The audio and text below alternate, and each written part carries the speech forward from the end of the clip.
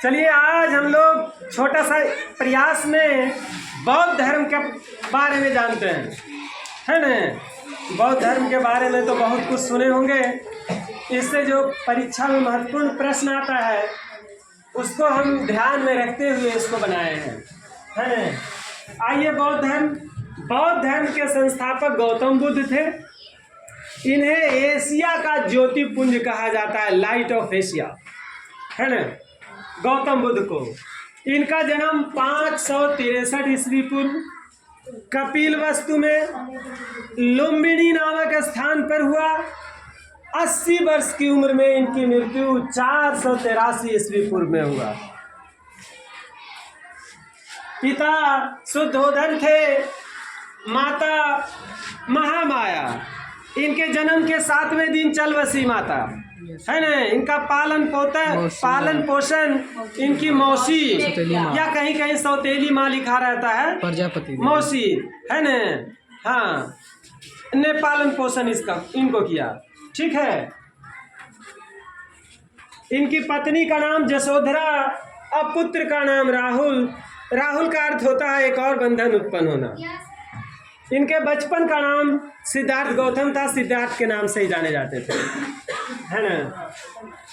कहा जाता है कि जब ये कपिलवस्तु की सैर पर निकले न तो इन्हें 4 चीज दिखाई पड़ा। एक बूढ़ा व्यक्ति, एक बीमार व्यक्ति, एक शव को इन्होंने देखा, यानी मरा हुआ व्यक्ति को, और एक सन्यासी।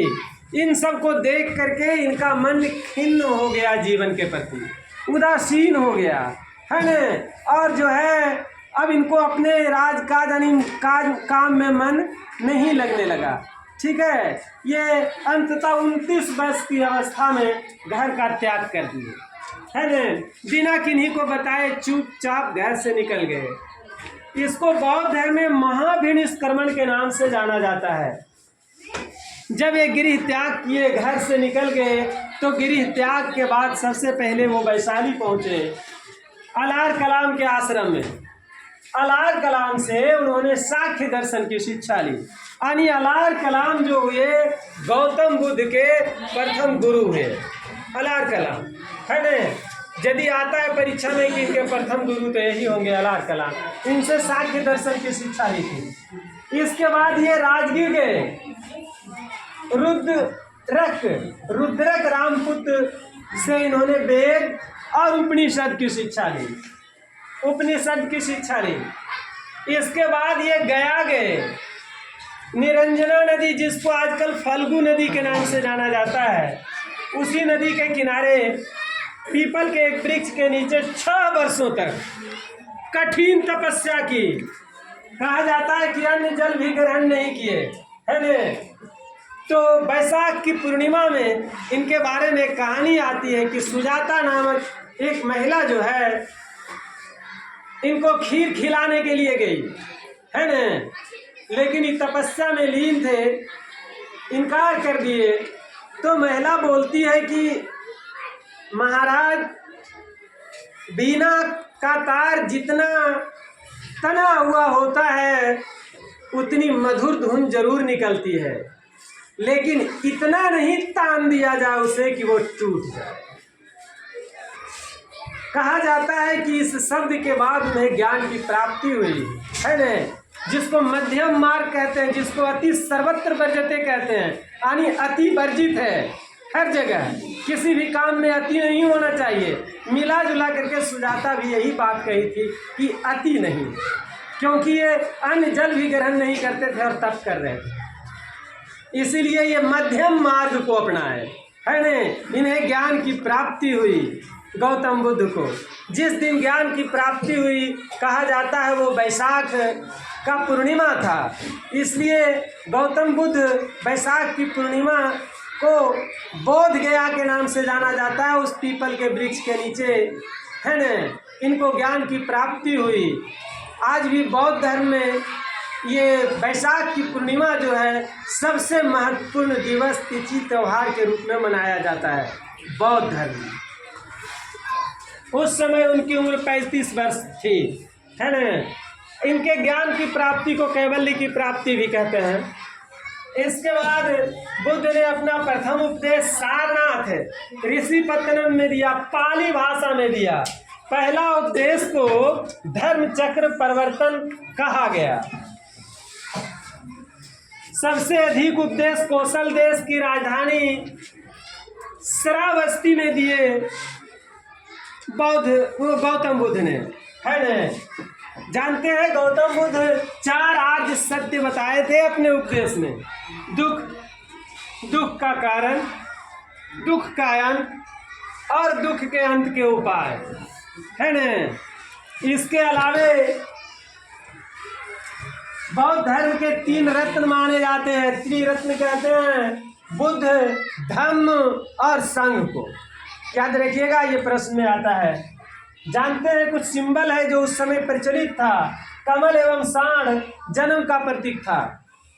गिरि त्याग घोड़ा, यानी घोड़ा जो है गिरि त्याग का प्रतीक था, और पीपल जो है ज्ञान प्राप्ति का प्रतीक था, और पद चिन्ह जो है निर्वाण का प्रतीक था, और स्तूप मृत्यु, यानी मृत्यु पर स्तूप बनाया जाता था, है न। इसके अलावे कई सारी बौद्ध संगीतियाँ हुई, है न। तो सबसे पहली बौद्ध संगीति जो हुआ 483 ईस्वी पूर्व में राजगिरी में हुआ, है न।